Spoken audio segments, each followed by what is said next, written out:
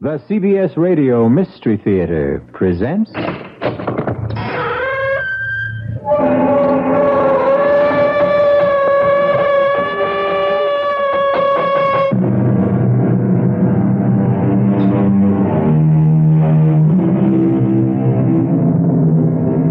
Come in.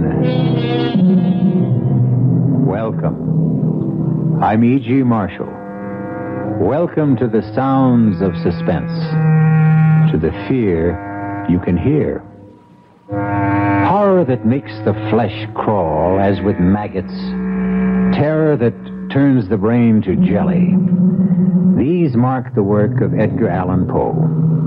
For nearly a century and a half, readers have wondered at the mad creations of his fevered brain, even as their blood ran cold with fear. As shall yours. It comes. What comes? It's here. It stopped. It stands outside my door. What stands outside that door? See? Oh! Good Lord, help us. Please, God, help us.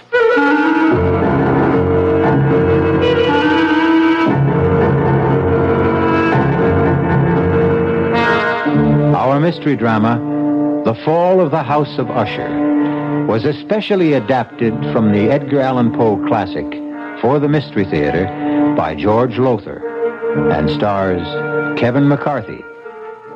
It is sponsored in part by Anheuser-Busch Incorporated, brewers of Budweiser. I'll be back with Act One.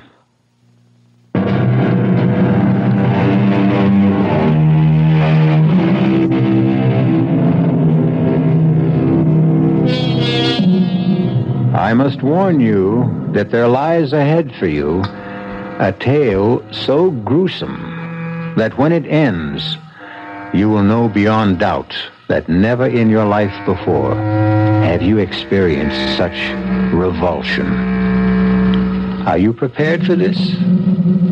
Come then to a certain room where a man named Gabriel Mannering sits writing in his diary. A certain room in the house of Usher. I sit here writing this diary, when in truth, were I not a fool, I should have already departed this frightful place. Already I have sensed such horrors in these first hours of my visit that I tremble at the thought of what may be in store for my friend Roderick Usher, and for me. During the whole of this dull, dark autumn day, I had passed on horseback through a singularly dreary tract of country, and at length found myself, as the shades of evening drew on, within a view of this bleak and melancholy house, the house of Usher. I felt at once an iciness, a sickening of my heart, and wondered what it was that so unnerved me. I was soon to find out.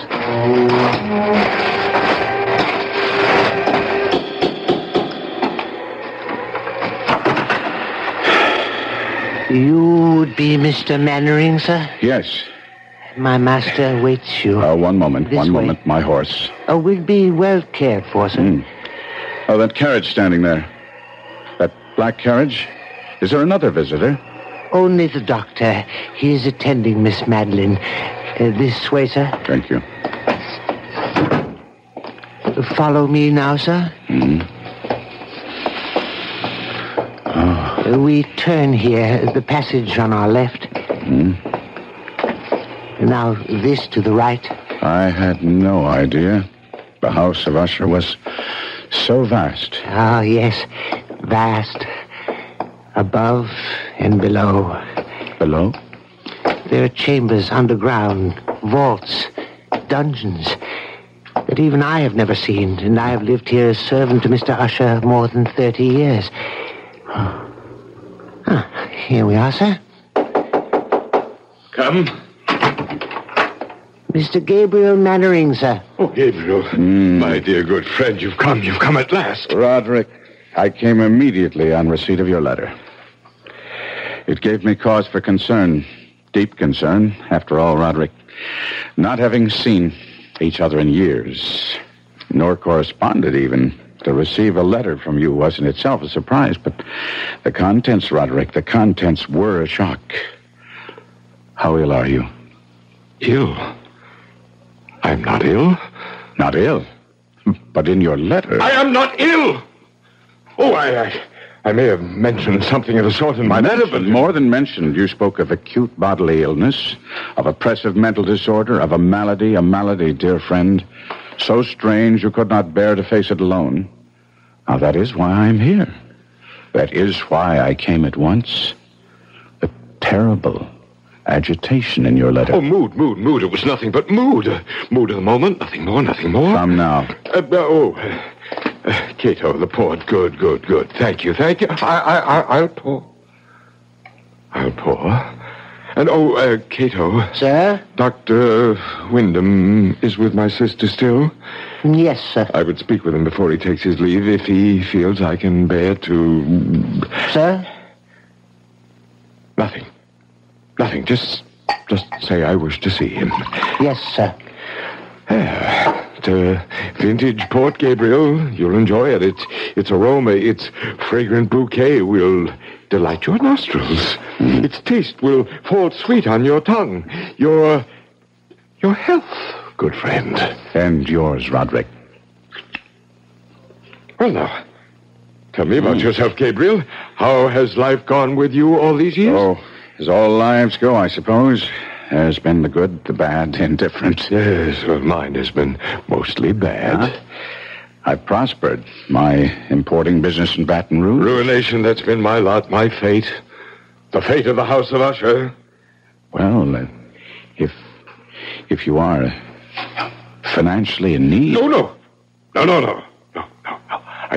I speak of another kind of ruination. Decadence. I speak of the evil that molders within my body, my mind, my house. House? Oh, no house this. A tomb that houses the living dead. You are ill. Yes, I lied. I am ill with what? With what? With fear. Fear? Of what? I know not. Well, what do we all fear, each of us? What living thing has not known fear? It lives within us, this fear. It rots within us, as I rot within this house. But mark you, good friend, whereas with others fear rides like a restless maggot, only now and again with me, it's ever present, a colorless slime growing within me, spreading, engulfing, drowning me. Roderick. No. I'm all right now. I'm all right. You must go. Go? Well, you shouldn't have come. I shouldn't have asked you. You must leave this house of death, this tomb. Stop that. Now stop. I tell you that... Enough. Enough now. Here. Sit down. Compose yourself. Now hear me, Roderick. I came a great distance through the foulest time of the year to be with you, and here I shall stay until you are well again. You don't understand. I shall never get well. Of course you will. No, she is dying, you see, and I... Your sister? Is it she who is dying? Yes, Madeline. But it's she who is dying. If it is... No, you don't understand. You don't understand. Come in. Dr. Wyndham. Come in, Doctor. Thank you, Cato. May I introduce myself, Doctor? Mr. Usher, as you see, is not himself. I'm a friend of his, Gabriel Manning of Baton Rouge. Oh, how do you do? Louis Wyndham. I entreat your pardon, both of you. Shh, now, Roderick. My nerves sometimes. Yes, I know, and I'm sure Mr. Mannering understands. You've been taking the laudanum I prescribed? I used the last only yesterday. I'll see that you get more. Oh, thank you. My sister? There's no change. How long? How long? Before death. I don't know. Your sister's malady baffles me. I don't know what is killing her, nor do I know what keeps her alive, when in truth, she's all but dead. Oh, would it be an impertinence, Doctor, for me to ask you what you mean by that? Well, no, Mr. Mannering. Quite simply, there have been times when Miss Usher, Madeline, has been devoid of all vital signs. By this, I mean I've been unable at these times to detect a pulse, blood pressure, any respiration whatsoever. Yes. And yet, moments later, she's opened her eyes and returned to the world of the living. Strange. I've encountered nothing like it in years of practice. It's not too far from the truth to say that she is dead, and yet she lives on. Yes. Like the house itself. Now, Roderick, you mustn't harp on... I tell you, we are like this house. My sister and I, we are this house. The house is us. The house is dead, and yet it stands. Your aberration about this house... It is no aberration. It's the truth. The house of Usher crumbles, yet it will not fall. Madeline is dead, yet she will not die.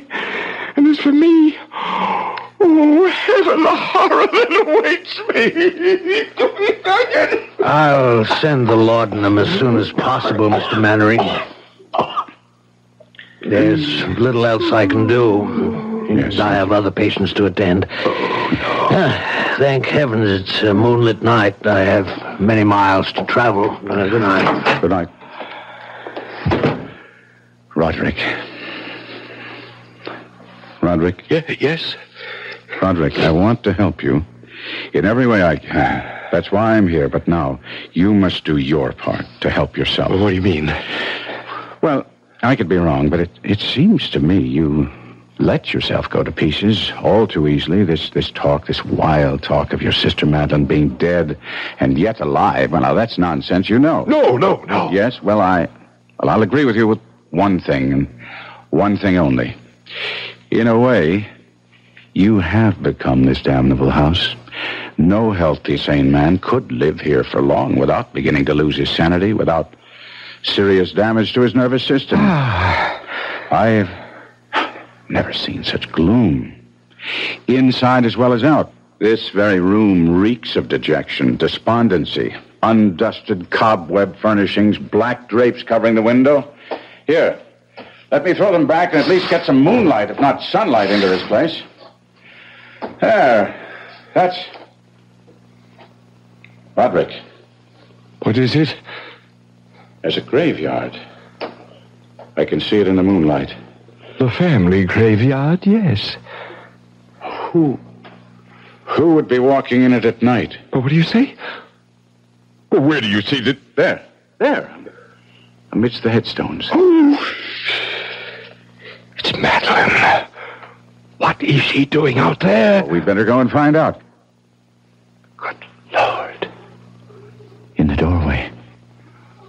What is it? Oh, Madeline! Am I that horrifying to look upon, dear brother?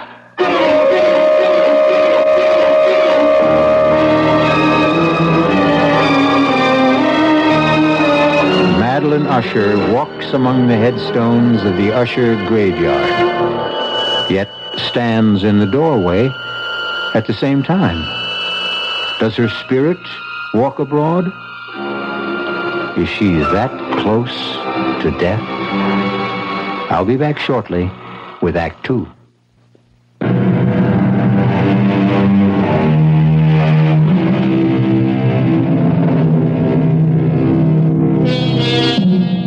Again, I must ask if you wish to go on, and warn that if you do, you will experience a kind of horror for which I can find no words. Even Gabriel Mannering, writing in his diary, found it difficult to express his feelings in that moment of first meeting with Madeline Usher. I seek and cannot find words to recreate the terror of that moment. Not a woman, but a corpse stood before us in the doorway of that awful room. The very woman, or corpse, if you will, that but an instant before Roderick Usher and I had glimpsed in the moonlight graveyard beyond the window. If she is alive, I thought, she should be dead. Fatuously, I said, "You are Madeline Usher?" Yes. How do you do? I'm Gabriel Mannering. I know. Ah, you winced as you took my hand. What? You felt its coldness. No. Yes. You need not dissemble with me. Even now, you find it hard not to stare at the dark patches on my face, the putrescence that lives. Yes, thrives in my dying flesh. Madeline, my dearest sister, you should be lying down, resting. You mustn't waste your energy. I wanted to meet your friend. Someone from the world of life outside this house, this tomb. I wanted to... needed... Falling catcher! I have... Put her on the couch, Gabriel. No. But still, we'll carry her to her room. There's no pulse. No heartbeat. Is she... Well, heaven help me. It's impossible to say. Can you carry her alone? She weighs nothing. Follow me, then. Oh, what evil stalks the house of Usher. Help us, dear Lord, please help us.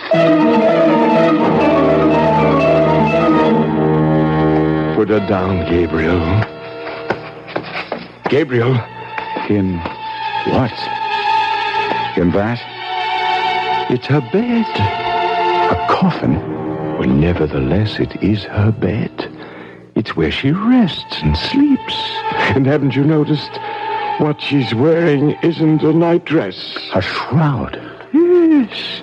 She's been ready for her burial for nearly a year now. Oh, look, see? Her eyes are fluttering. I'd have taken my oath she was dead. Not yet. Oh. Gabriel, my friend, come.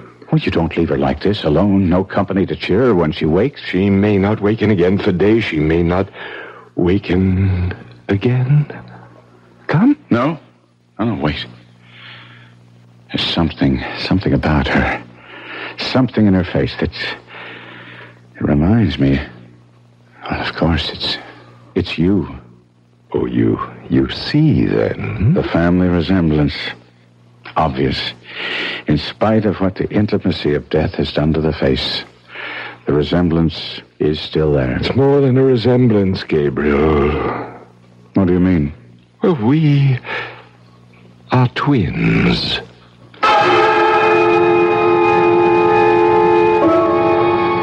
As my friend spoke those words in that chamber of death, a curious change came into his face. It floats before me even now as I write, a complexion gone so suddenly cadaverous, his eyes large, liquid and luminous beyond comparison, thin and pallid lips gone thinner, paler. For a moment, he seemed scarce human. I had tried to calm his fevered nerves by telling him it was his sister, not he, who was dying. And he had cried out, You don't understand! You don't understand! And now, in an instant, I did understand, or at least the shadow of what he meant touched me, and I was filled with a dread, a loathing of what was to come that I cannot fully express. Had I known the full truth of what lay before us, my loathing would have increased 100-fold, and I should have fled the house of Usher then and there, certainly. I should not have found myself at breakfast with Usher the following morning. Another helping, Mr. Mannering? No more, Cato. Then I can give you the message. A message from whom? Miss Madeline. She wishes to see you at your convenience. Well, then I'll go to her, of course. Now, why do you look at me like that? And now why do you turn away? Cato, face me. Look at me. What is it? Cato, is it the odor? Yes, sir. You'd best not go, Gabriel, or if you do, another time. I don't understand. The odor, the stench of putrefaction. It's stronger at times than at others. And you mean that she... Take me to Miss Madeline at once, Cato. No. It will sicken you, nauseate you, even infect you. Well, it can kill me and be damned to it, but I'll not disregard a last wish of a dying woman. Unlike you, Roderick, I do not fear death.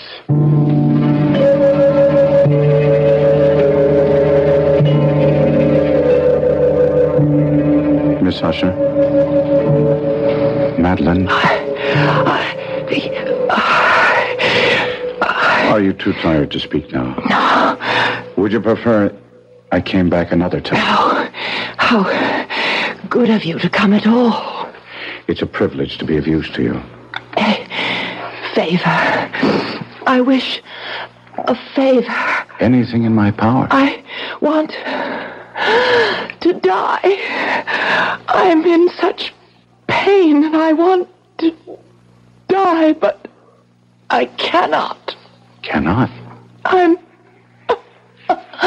afraid. There's nothing to fear. Death is only sleep, a dreamless sleep. Don't fear death. I don't. I fear. You fear what? Burial alive. Why would you have such a fear? What makes you think you might be buried alive? My mother. She? Promise me. Spare yourself. You need say no more. I promise. I promise you that you will not be buried alive. Rest. Rest now. Rest.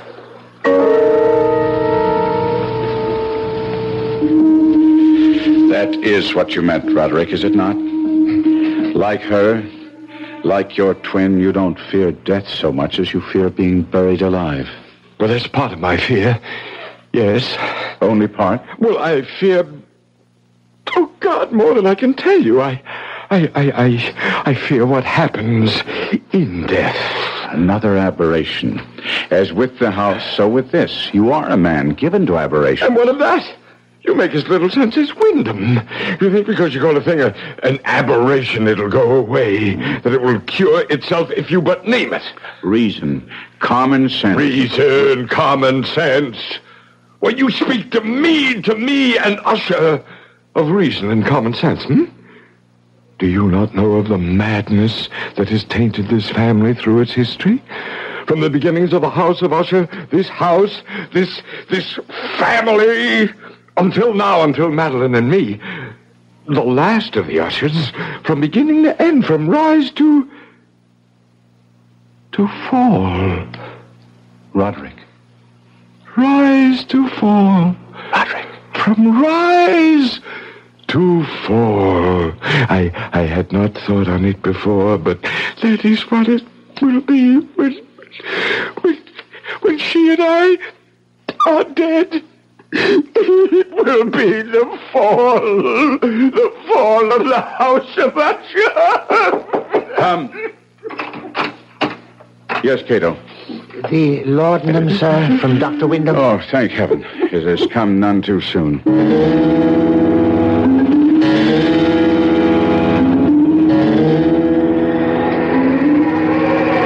Mr. Mannering, sir.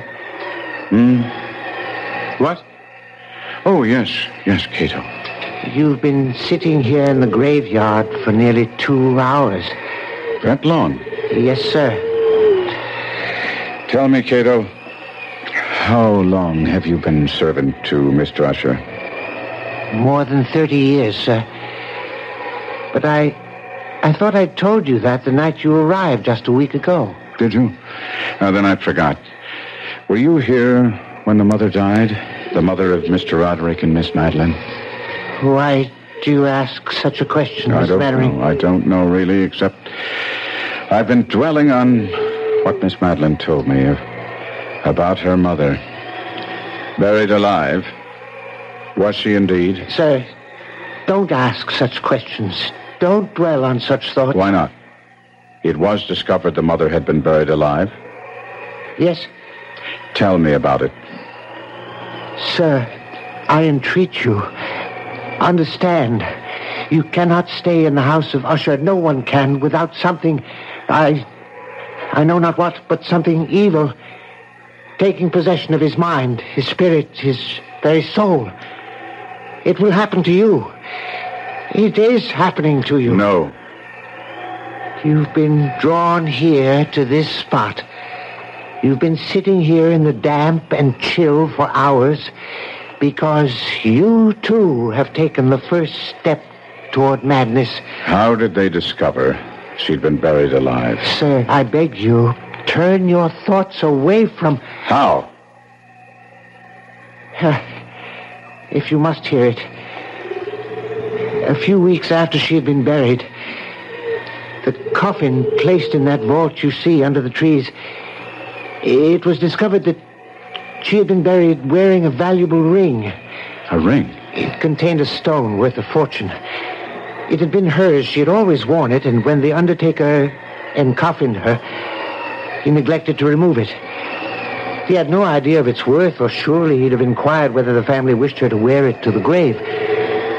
And as you will understand, such was Miss Madeline's and Mr. Roderick's grief.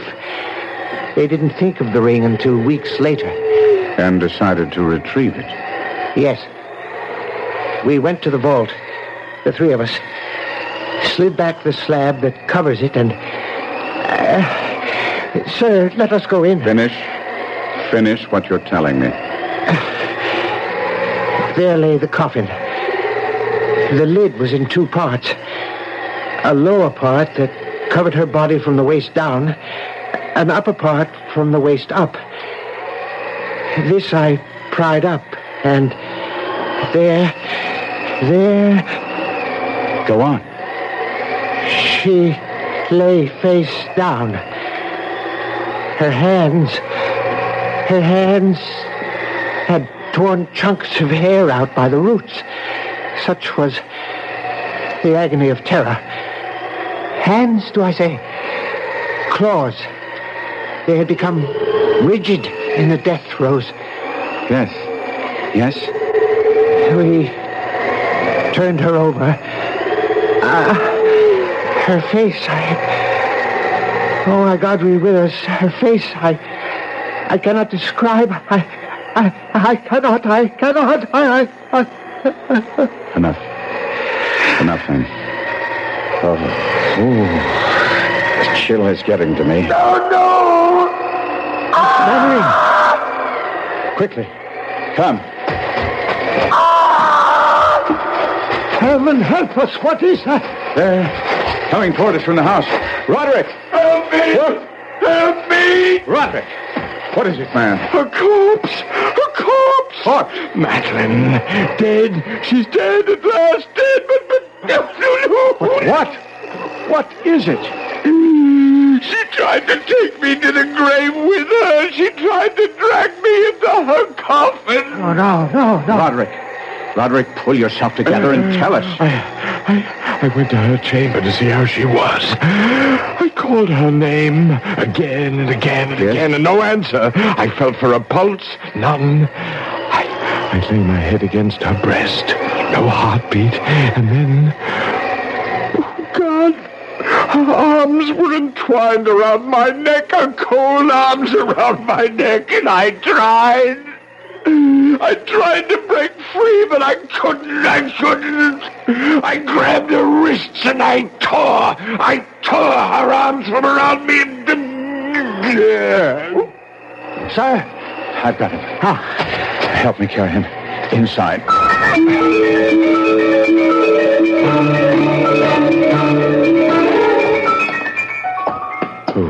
Oh, no.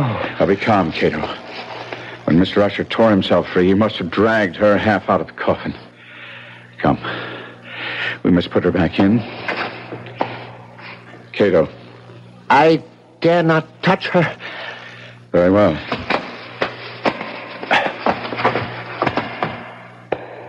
There. Is she at last dead? She seems so. Ride for the doctor. Tell him to come at once. Yes, sir.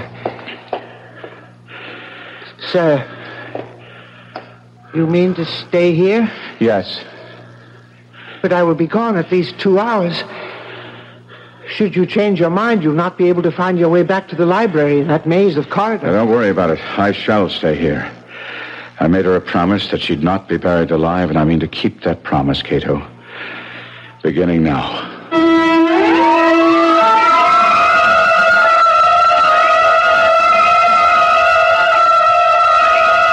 Alone in that chamber of death, within the house of Usher, Gabriel Mannering seats himself beside the coffin of Madeline Usher to keep his vigil and his promise, and wonders if he himself may not be going mad. I'll be back shortly with Act 3. This is WBBM Chicago, News Radio 78.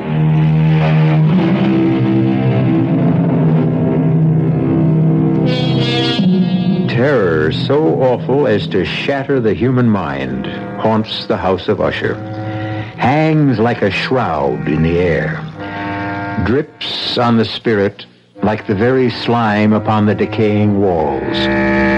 As Gabriel Mannering sits beside the coffin of Madeline Usher, he feels this terror seeping into him. Seeping into me like a rising tide of pollution.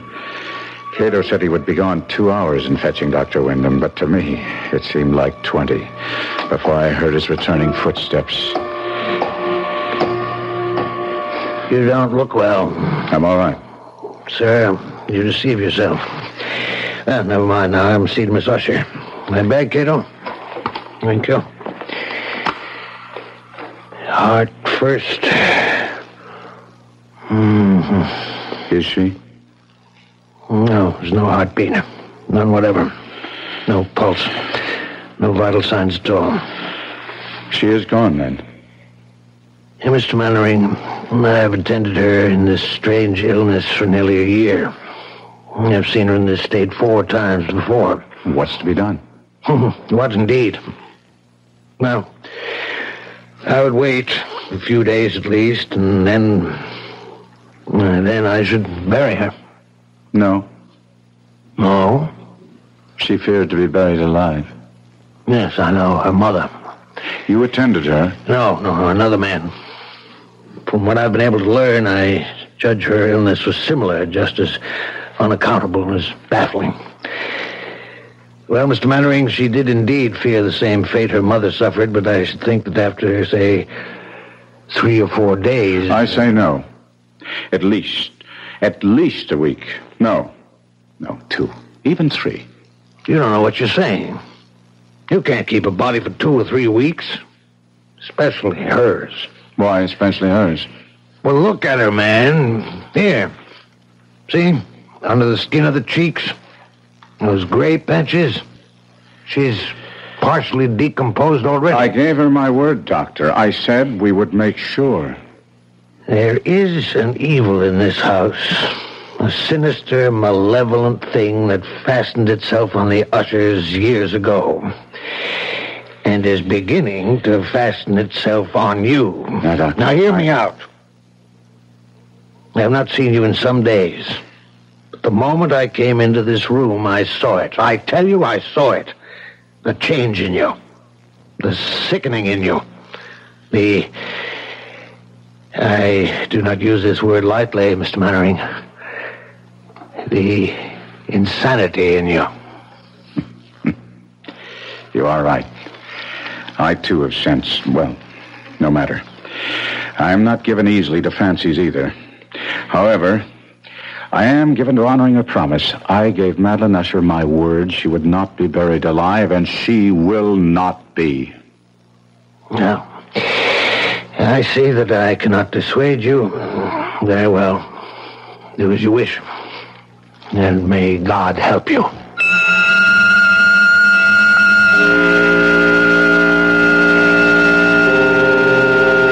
I stayed by her coffin for yet another hour or so. making sure there were no signs of life. Then I returned to the library, led there, of course, by Cato, for I could never have found my own way through that maze of corridors and passages. I found Roderick Usher seated bolt upright in a wing chair, staring at I know not what. Roderick, I must talk to you. Do you hear me? Yes. Now, Roderick, as I told you, I promised your sister to take every precaution against her being buried alive. She is dead. I know it in my heart, my soul. I know it. I believe so, too. But we must be certain. Now, that presents a problem. Roderick, are you listening? Problem? Yes. Decomposition. If she is dead, she will decompose. And after a period of days, well, you could imagine. Days? Days of what? Of visiting her coffin, at least every 12 hours, say, to make sure she's dead. Are you mad? We must keep her body. 1 week, 2. And the question is, where? Where? We'll have to leave the coffin open in case she should regain her senses. On the other hand, if she is indeed dead, well, there are vaults deep down beneath the house. We could put the coffin in one of those. Good. We'll do that then. Yes, we'll do just that.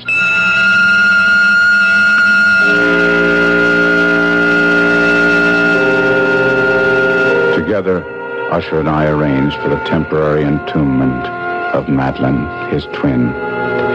The vault, so long unopened that our torches were half smothered in its oppressive atmosphere, was small, damp, and entirely without means of admission of light, lying at great depth beneath the house.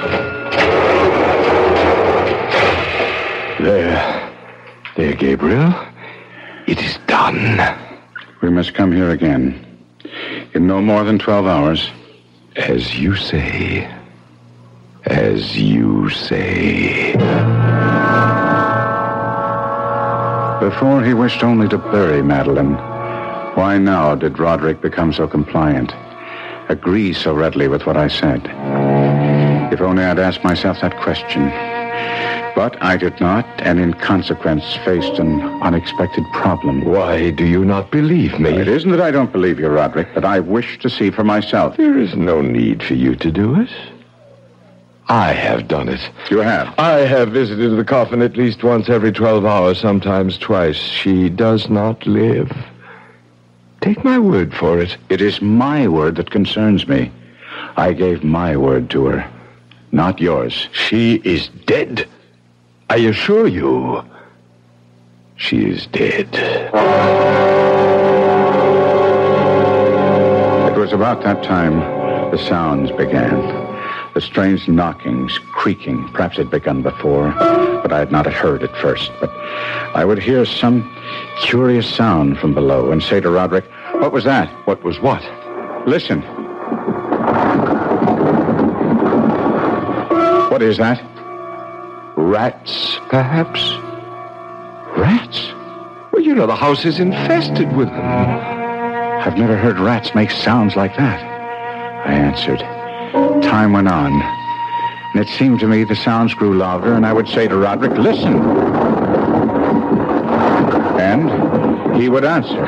A door banging in the wind somewhere. And I would say, "But there is no wind," and he would answer, "Well, then it's something else. Don't bother me."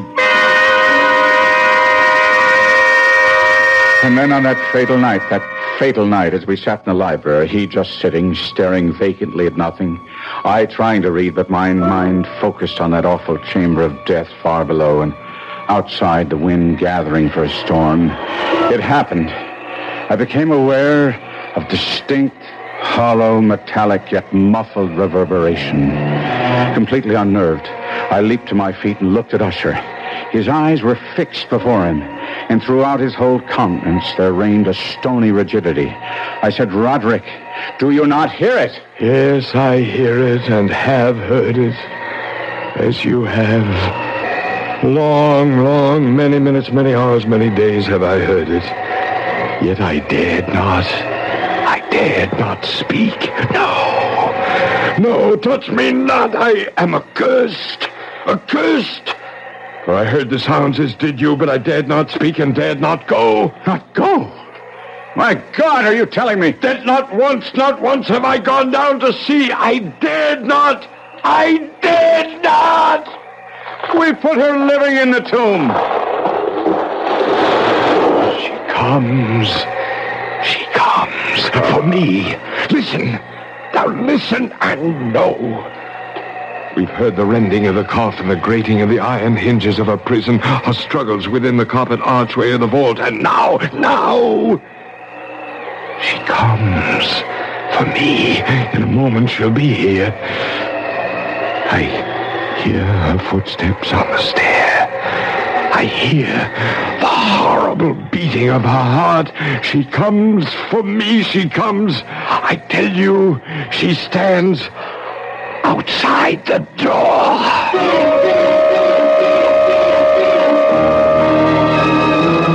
And as if in the superhuman energy of his utterance there had been found the potency of a spell, the huge antique panels to which he pointed drew slowly back, and outside those doors did stand the towering and enshrouded figure of Miss Madeline.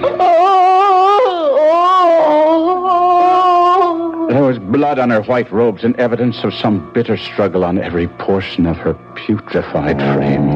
For an instant she remained trembling and reeling to and fro upon the threshold. And then with a moaning cry fell heavily inward on her brother, and in her violent and now final death agonies bore him to the floor. A corpse. A victim to the terrors of all he had anticipated.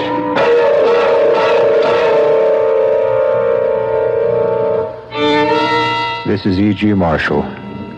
I shall return shortly.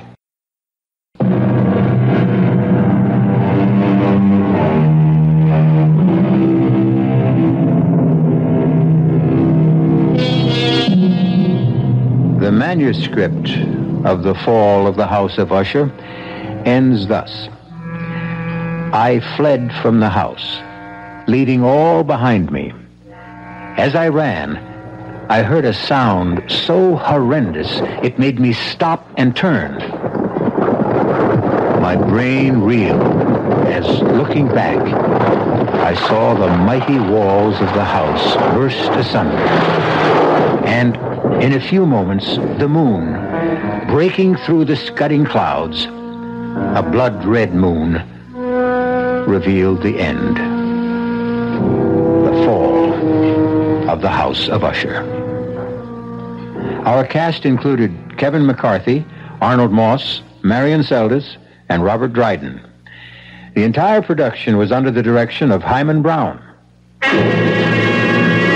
Now, a preview of our next tale. All right, Mr. Thompson, I'm a human being, too, and I guess if I got a letter from Dries, Hartog, and whatever telling me that I was rich, I wouldn't go into mourning. I'd probably go out and celebrate. Believe me, I understand very well. That's why I wanted to see you, to suggest arranging that happy event without the slightest trouble on your part, without any obligation until you're completely satisfied. What the devil does that mean? All you have to do is say yes. Just that one word, and your dream will come true. Yes to what? In a short time, you'll receive another letter from Johannesburg informing you of the sad news that your cousin, Mr. Well, I still won't reveal his name. Let him remain anonymous. That'll make your decision a great deal easier, I'm sure. What decision? The decision to inherit his estate. Radio Mystery Theater was sponsored in part by the Kellogg Company, makers of Kellogg's Special K cereal. This is E.G. Marshall inviting you to return to our Mystery Theater for another adventure in the macabre. Until next time, pleasant dreams.